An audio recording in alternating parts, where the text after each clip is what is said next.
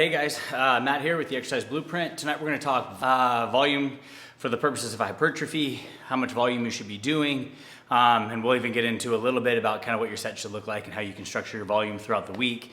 My goal with this kind of little series is to help you guys be able to set up your own programs and give you a glimpse into how I set my programs up. So how I'm accounting for volume, frequency, intensity, all of those things. And so hopefully then you can take this and you can build some of your own programs. Volume, what most of the research tells us is that we should be somewhere between 10 and 20 working sets per muscle group per week. Once we get above 20 working sets per week, there might be some benefits to doing more work than that, but any benefits tend to be offset by the accumulated fatigue that you're gonna build up. And at a certain point, you're just not gonna be able to recover from that. So doing more is not necessarily better. We wanna make sure that we're getting enough of a stimulus and then backing up. And so running that balance between doing our work, getting in enough volume, but then also recovering. So somewhere between 10 and 20 sets per muscle group per week is what the research tells us we should be looking at. When they do the research, researchers give any exercise that hits a muscle group counts as one full set. So for a long time, the way that I looked at it was a bench press hits primarily pecs. So I would count that as one set for pecs with like half a set for front delt maybe and a half a set for tricep. And so then trying to counting my volume that way and then trying to build up. But that's not what the researchers do when they do it. They would say that a bench press, being a compound pressing movement, is gonna hit your chest, your triceps, and your shoulders. So those all count for one set. So when they're looking at volume of delts per week and they're looking at chest exercises that include a pushing component to them as opposed to a fly, they're counting that as one full set. So you can do that as well. And so this is a spot where your exercise selection, which we'll get into in a few videos, matters. So especially if you're a little bit older like me, you've got family, you've got work, you've got other commitments, and you don't want to spend hours and hours, or you don't have hours and hours and hours every week or every night. You can get more bang for your buck by doing compound exercises. So things like a bench press are going to hit your chest, your shoulders, and your triceps. Pull-ups are going to hit your rear delt, your lats, and your biceps. You get into like fly movement, you're going to hit more chest. So if you do a couple of sets of flies as part of your chest movement, then adding those other couple of sets of like tricep push down or an overhead movement so that you get that additional work onto your triceps. When we're looking at the 10 to 20 sets, we are talking working sets. So anything that is not going to get close to 4 or 3 RIR is not going to be considered a working set. So your warm-up sets don't count. So if you're doing the bench press, say you're gonna do 225 on the bench press. You warm up with a bar, that's obviously not a working set. You throw 95 pounds on, you do 10 reps, that's not a working set.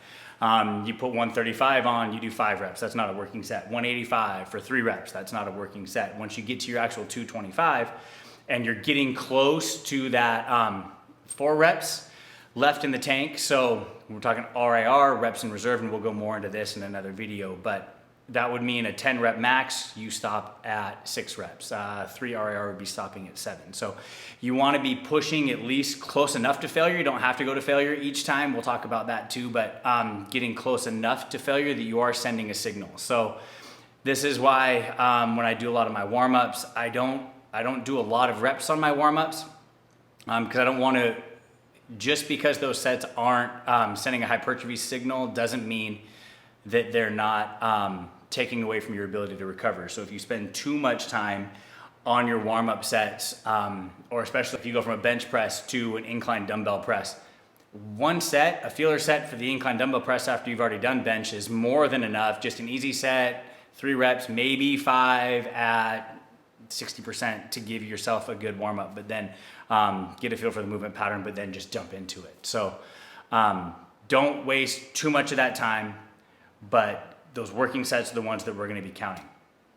Okay, don't start at that highest range within that 10 to 20 set. So just because we tend to think that more is going to be better, don't fall into that trap. So in fact, when I start a lot of my mesocycles, I tend to start on the lower end. A lot of time I might even start with 8 sets for that week for each muscle group and see how I feel. How do I recover? How sore do I get?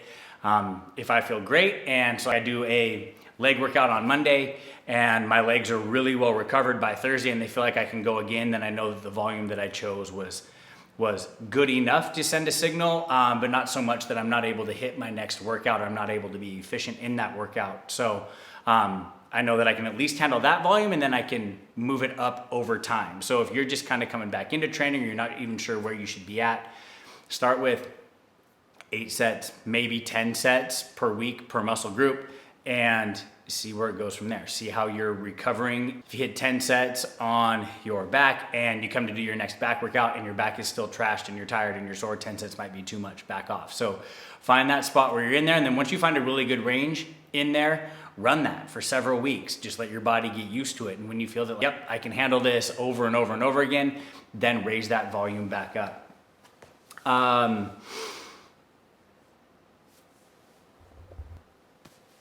And so then the last piece that I can really think of with this is, again, since we're talking about working sets per muscle group per week, it doesn't matter how you structure that throughout your week. So I'll do a video, the next one will be on frequency and how often you should hit a muscle group each week. But for the purposes of tonight's video, 10 to 20 sets per muscle group per week. That could be one chest workout per week. You hit 10 sets, you call that good, that's Monday, and then the following Monday you see how you recovered for that. Or maybe you do 5 sets on Monday and 5 sets on Thursday. Maybe you do 3 sets Monday, 3 sets Wednesday, and 4 sets on Friday, and then you hit your week and you come back in on Monday. So how you structure that throughout the week is less important than hitting those volume targets. So just to recap, when you're looking at it, take your whole body, your calves, quads, hamstrings, glutes, your back musculature, chest, shoulders, triceps, biceps. So all of your muscle groups that you want to hit, each one in that 10 to 20 range. If you're just building your next one, start in maybe even 8 sets to 10 sets. Structure your workout throughout the week. Make sure that each of those sets that you're counting in that 10 to 20 range are good working sets.